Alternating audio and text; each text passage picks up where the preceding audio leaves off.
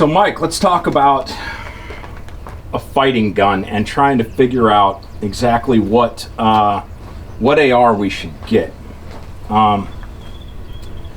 It's been my experience when I was choosing the right rifle for a specific task, and I was blessed to be in a place where I had more than one assigned weapon to me, that at least with the AR-15 platform, I was dealing with like a CQB gun or a close in a vehicle weapon, something like that. And then I had a patrolling type rifle, like what I would carry when I was in the regiment, where I could end up fighting indoors, I could end up in a vehicle, but I also had to make some pretty long shots at times. And then you had your dedicated, kind of more mid to long range ARs, but where you're trying to avoid the weight of a heavier caliber. So CQB, general purpose do everything, and SPRs.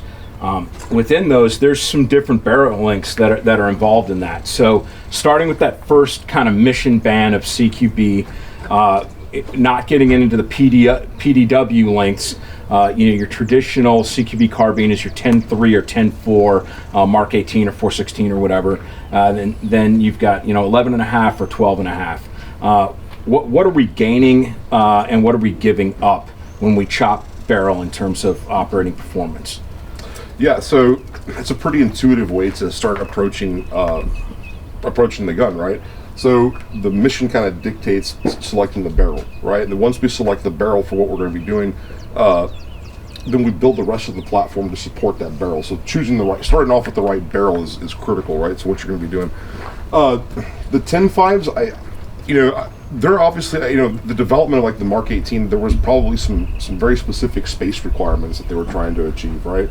And back then, I think when that weapon was first developed, suppressor lengths and stuff were a lot longer, so overall they're trying to bring the overall length of that gun down suppressed as short as possible.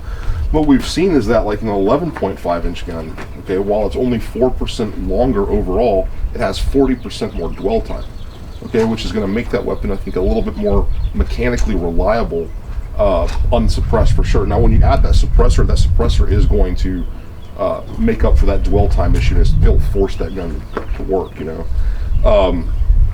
Again, I think what you're giving up a little bit when you're going from for a 10.5, there's a little bit of dwell time issues there that can be overcome with the suppressor. And then 11.5, 12.5, you're getting a little bit more muzzle velocity out of the thing. And now with like the popularity of K cans, we can still, even with the 12.5, keep that gun pretty short if you're willing to give up a little bit of a decibel reduction on that K can. Yeah. My current kind of go-to in that space is a 12.5 with a K-can. And I like it, but I am looking at potentially being able to get shorter and get a little bit more sound suppression. So for me, it's about what is my probability of having to take longer shots. If it's a dedicated night fighting gun or serving warrant gun or whatever, then I can accept a little bit more risk on the accuracy side with a shorter barrel. If I am doing a lot of nighttime missions that are rolling over into day, then I might want that additional barrel length of the 12.5, and what I'm giving up is dB reduction because I can't use a full-size suppressor. I've got to use a K-can to keep an overall package length that's manageable. Kind of speaking of, that brings us into fighting during the day, fighting at night, fighting indoors, and fighting at distance. The M4 carbine, 14.5 barrel length, but we've got 16 for civilian legitimacy, and then we've got some stuff that's a little bit shorter than that. You guys have a 13 and change. What is it? 13.7? 13.7 and 13.9s. Yeah. And we did that because I wanted to employ the mid-gas system, and that is the shortest barrel length that I would use a mid-gas system on to still maintain that dwell time. I can't overstate how important understanding that dwell time is. I know there's some guns on the market that like your 12.5 middies, they work. I just don't think they'll work as hard or as long or kind of plow through adversity quite as much as something with a little bit more dwell time on it. And of course, we wanted to use a mid-gas system on some of these guns because it's getting closer to the original engineering of the the original M16. And if you've ever shot a 20-inch M16, that is a smooth shooting gun. We didn't see extractor failures. You didn't see the need for really beefy extractor springs and crane O-rings and all that kind of stuff, because it was such a smooth cycling gun. And so we want to keep the gun still in that kind of mid, that's 13.7 to 14.5, 16, you know, that kind of general purpose gun. Still employing that mid-gas system, which I think, you know, it has a longer, smoother impulse for that gas system. So you're still keeping that gun short. We're getting a little bit longer gas system on there. It's a very smooth shooting gun. Awesome. Yeah. You know, I've told my viewers before, we talk about stacking tolerances. If you have a weapon system that has about 40% performance threshold available to it, it's like having extra RPMs on an engine. Now, when I throw in trash ammo, it takes 10% or 15% of that away. When I throw in lack of lubrication, all my lube is burned off. That throws in some more tolerances. And then fouling, that throws in some more tolerances. If you've got a gun that's running in only a 20% performance envelope on the high end, as soon as I add 15%, 10%, another 10%, now I'm in systemic malfunction area within that weapon system, whereas another gun that was built to a larger performance window is going to still continue to function when you're really pushing it to its limits in terms of what it can do. That's really well stated. I mean, that's perfect. And like you said, fouling, dry ammunition issues, worn gas rings, right? So yeah, if that gun's on the ragged edge of working and everything's perfect, okay, you introduce anything to that system, any one of these issues, and now you've gone outside that operational envelope. So yeah, we want this thing to be as forgiving as possible. In a fighting gun, we want that thing to be as forgiving as possible with the widest operational envelope. I agree completely. And you know, so what barrel length in that mid range do you like, and you know, what's your preference in that mid? I really do like the 13.7. Now, we have to remember, too, that some of the stuff we're talking about has to do with NFA and civilian bullshit laws, sure, right? So if it wasn't for that, you know, we might have a slightly different approach to it. But we've noticed that some of the more effective muzzle devices are longer by design. You look at some of your B.E. Myers, your War Comps, your Knox from us. I think JP has a pretty good muzzle device out there. Some of the most effective muzzle devices and suppressor mounts are going to be long by design. So how do we keep that mid-gas general purpose carbine as short as possible while still making, you know, if you want to get right to that 16-inch mark, right? So no NFA laws apply. It's a rifle. You don't have to work with braces or anything, and still employ one of those longer, more effective muzzle devices. So that 13.7 really does, I think, it gets right at exactly like 16.1. If you're adding a 2.5-inch muzzle device to a 16-inch gun, well, now you have an 18-inch gun. You know, that might start to interfere with exiting a vehicle or something, right? I mean, so I like 13.7, 14.5. That's a proven length. 16. I mean, anywhere in there, depending on, you know, what your mission is. Also, it has a lot to do with like how your agency works too. I mean, some agencies will not buy NFA guns, so I mean, you're already going to be at that somewhere in there to keep it a Title I firearm. Right. That makes sense.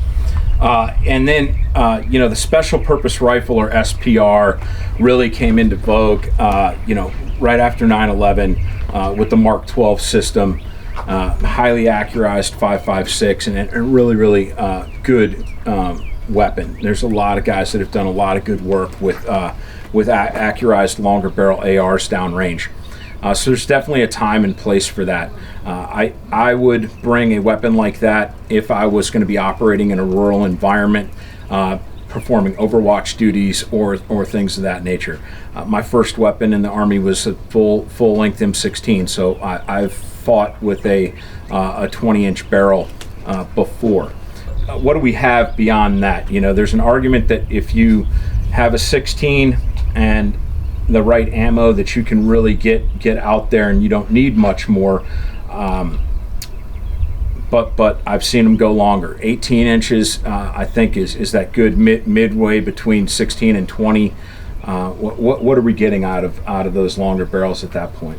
Well, when you get to the 18, you can start employing a rifle length gas system, right? So that there's enough dwell time there to use a longer gas system, which I think, getting into like the service life of some of these guns, I mean, a rifle length gas system, I think, preserves parts a little bit better, right? You can get more bolt life, I think, more extraction life. This is simply a longer system, but you're also going to get a little bit more muzzle velocity. And I think there's a bit of a myth that like a longer barrel means it's a more accurate gun, right? And that's not exactly true. If you were to talk to someone like the old school bench rest guys, their argument would be the faster the bullet can get from the muzzle to the target, the less time the world has to work on it, right, in flight. So a little bit of velocity might be your friend. Also, when you're trying to stretch that thing out to its like maximum effective ranges, starting out a little bit more velocity is going to keep that bullet, from going transonic at a longer distance. So that would be the benefit, I think, of having those longer guns. And yeah, we are seeing the rise in popularity of precision gas guns, not just for competition, but Overwatch roles, crowd control, this kind of stuff. Or I shouldn't say crowd control, but Overwatch for that kind of stuff. So yeah, there's definitely a role for that. And the cool thing is we're able to really get a lot of accuracy out of these guns. There was a time whenever like you associated accuracy with bolt guns only, right? But no, we're achieving sub-minute all day gassers that are very, very reliable, so they do fill that role. Yeah. And then velocity matters for certain types of ammunition. If you have bullets that were designed to perform consistently at a certain amount of feet per second terminally once they achieve the target, the SS-109 M855 green tip is a great example of that bullet. People trash the capability or performance of that round, but it was designed for a 20-inch barrel and a certain muzzle velocity. It was leaving weapon systems at 3,000 or potentially right above 3,000 feet per second. And so over distance, it was decelerating but still hitting the target in 2,500 feet per second or more, and that allowed for the bullet to get full yaw and cavitation, and then to break up with multiple divergent wound tracks, which provided a great amount of terminal performance. So if you are in an agency or in a place where you're using velocity sensitive ammunition, the higher velocity that you got coming out of the barrel, the greater your maximum effective range. It's just simple science. What other features do we really like on fighting rifles, Mike? Well, I think simplicity, right? Simplicity. You want that gun to be as simple as possible. The less thinking you're doing about the rifle, the more thinking you're doing, I think, about the task, right? So that's why we want to make sure that we're managing gas ports. You want to manage your carrier speed and your gas ports at the port, not do anything kind of adjustable. We want to kind of stay away from that stuff. I think we want to stay away from some of the more exotic triggers. While some of them might be very fast, or they might have like really crazy resets or something, you want to remember that a heavy hammer strike to ensure primer detonation is going to be critical on a fighting gun. Same thing with, like, again, buffer weights. You want that mass pushing that bolt back into battery and plowing through whatever might be in that raceway. So you just have to start, if you're looking at a gun that you're going to stake your life on, you really have to start looking at doing everything you can to minimize the potential for mechanical failure to as close to zero as possible, right? So I mean, that's when we get like talking about staking, talking about dimpling, talking about torque values. All that stuff really matters if it's a gun you're going to bet your life on. This isn't a competition. It's not hog hunting or coyote hunting. We're talking about a fighting gun, right? So yeah, I'm a big man-machine interface guy, so controls matter to me. Being able to manipulate the controls in the dark with gloved hands and all of that. So everything from magazine release to slide stop, bolt catch, especially selector, even in colder environments, the design and space of the trigger guard area, so that I can get in there with a gloved hand and ensure that I'm not going to get snagged trying to get my digits into the trigger well. All of that absolutely matters. Depending on the rifle, especially for shorter guns that I'm keeping up close to me, I like to have a little bit more of a vertical grip, and it reduces the strain on my wrist over time of having a more cantilever to the rear pistol grip on my weapons. It allows me to keep a more natural position and keep my hand on the gun ready to fight for a longer period of time.